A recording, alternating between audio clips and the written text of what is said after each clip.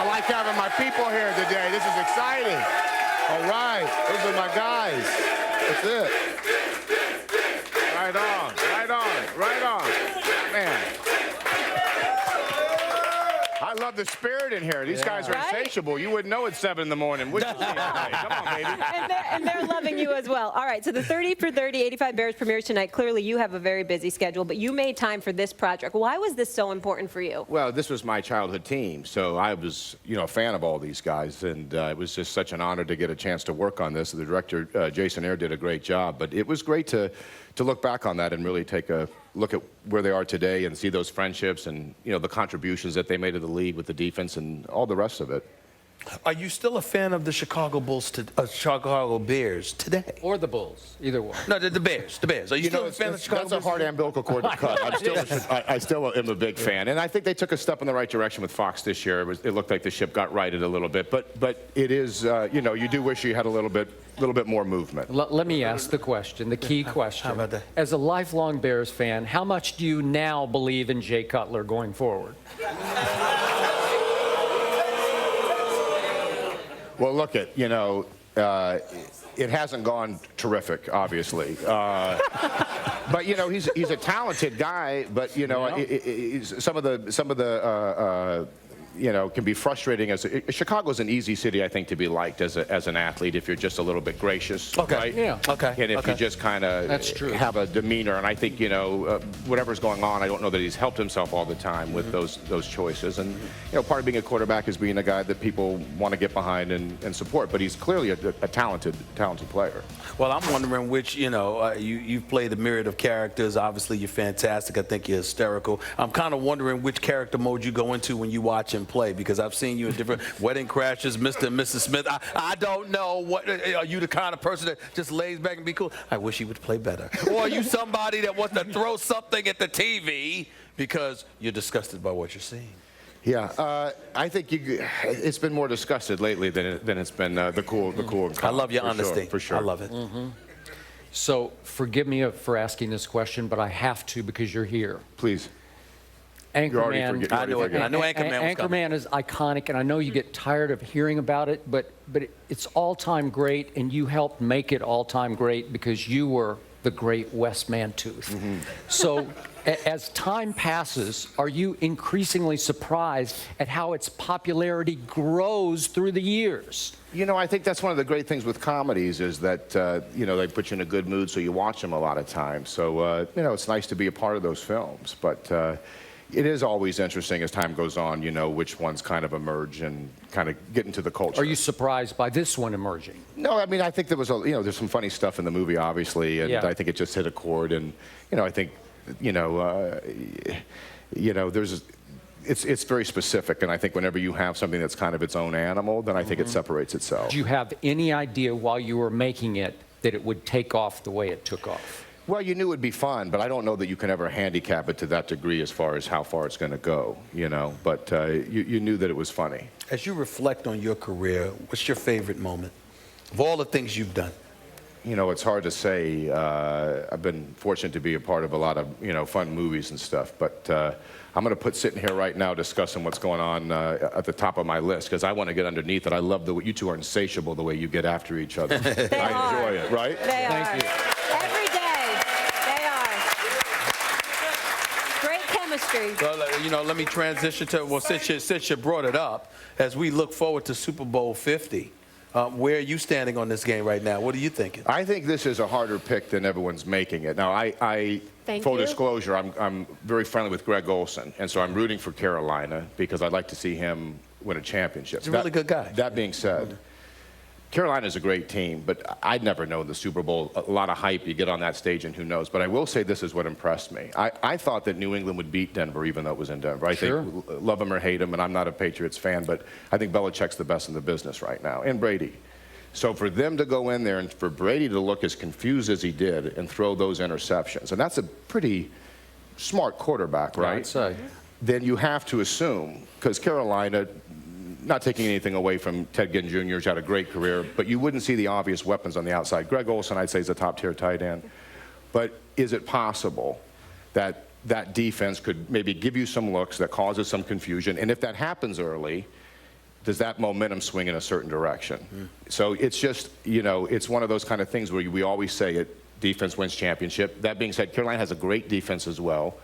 So I don't know that it's so one-sided. I wouldn't be surprised if this thing tilted one way or the other. So thoughts if and you- discussion, gentlemen. If you didn't, Let me treat that as an appetizer. I want to see what you guys take out of that and snack on. but are you saying if you weren't friendly with Greg Olson, you might lean toward picking Denver? I would say, to me, honestly, I would put it this way, and not that I'm encouraging the kids to bet, but they got to make their own decisions.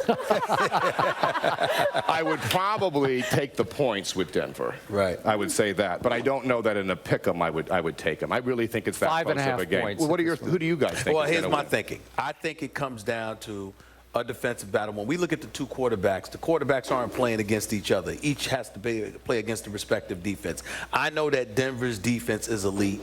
I think that Carolina's defense is pretty damn good. Agreed. And my thing is, who has the better chance of ruffling the opposing quarterback? And I believe in this case, it's the Carolina Panthers defense that has a better chance of ruffling Peyton Manning than the Denver defense has of ruffling Cam Newton, because I consider Cam Newton a triple threat, not just a dual threat. You can run, you can throw, but you also can run over people. Cam Newton can do that. Peyton Manning is pretty much, I mean, his football IQ is off the charts. He's incredibly brilliant. But you know what? We thought that too when he went up against Seattle.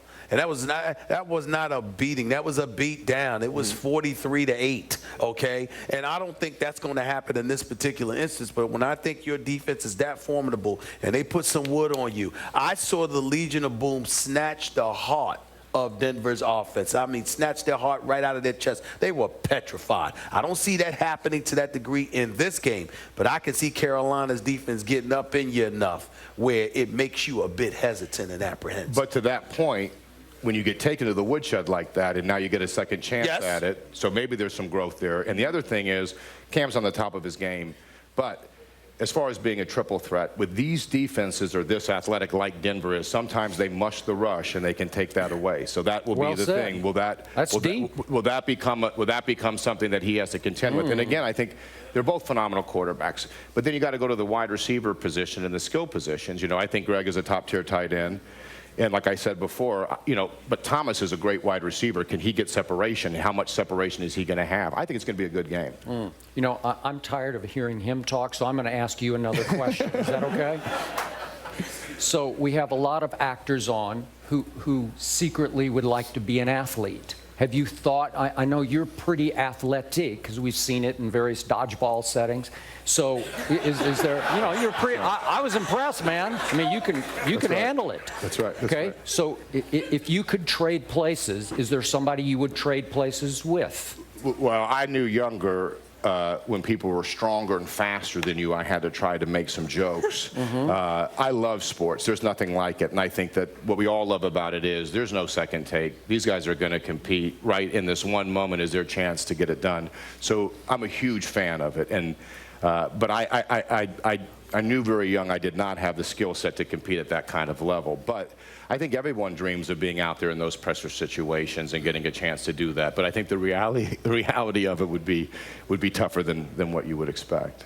I'm wondering which actor out there really felt, because you got some people that believe, I could play better than that guy, I could play better than this guy. I'm wondering if any of your contemporaries had that kind of attitude where they think that they actually could do what some of these professional athletes do. Isn't that in every crowd, right? Yep. There's always that guy, even watching a boxing match. Why doesn't he just hit him? You know what I mean? Maybe because he's rolling, right? That's what right. I mean? That's right.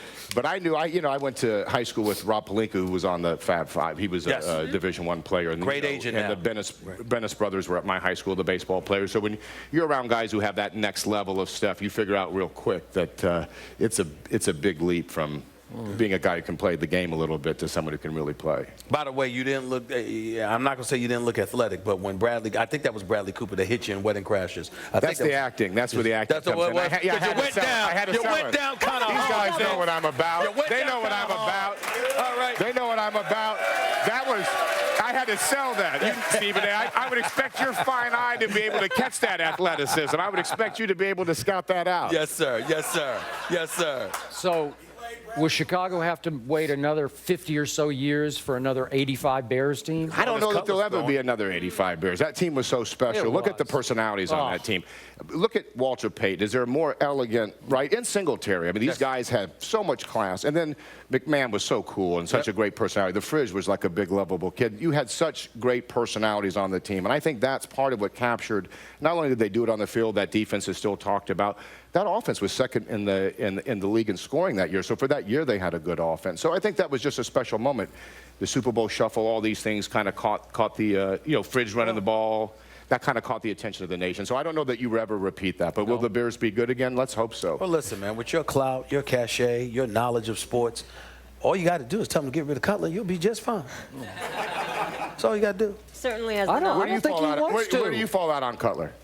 Oh, no objectivity with this I guy. went to his school. Vanderbilt. He went to my school. He went to So your school, yeah. I'm sticking with him Yeah. because he's got talent. He definitely ahead. took a, he You go definitely ahead and took do a, that. he took a step up this year. He was better this year. He was. That's bad that the offensive coordinator went away because he That's did exactly an what I was gonna excellent bring it job. up. You think he'll do a good job in Miami? Yes. Yes. And I think Jay No, Cutler will I say regress. no. I You think say Jay no? Cutler will Yeah. regress. Interesting. Gates will look good in Miami. Cutler Cutler will look worse. Tannehill should do better in Miami. We'll see. Vince. You're not very opinionated on anything. You're a nice lady. Yes, she is. I Yeah, am. no You're a very idea. nice lady. Oh, You I have some am. opinions on these things? Oh, my yes, Lord. I do. Okay, let's do a I don't quick have one. time. I don't have Cutler, time. yes I don't or have no? time to Cutler, speak. yes or no? Cutler did look better this year. Thank Okay. you. But I'm going to say Cutler no. Okay. So you. I've seen enough. I've seen enough. Hey, Wedding Crashers 2? Ali. Wedding Crashers 2, yes or no? Yes, we're thinking about it. We're thinking about it. Thank you. All right, Vince, we appreciate you. The Broncos knocked his Steelers out of the playoffs. Does Antonio Brown think that they will do the same to the Panthers?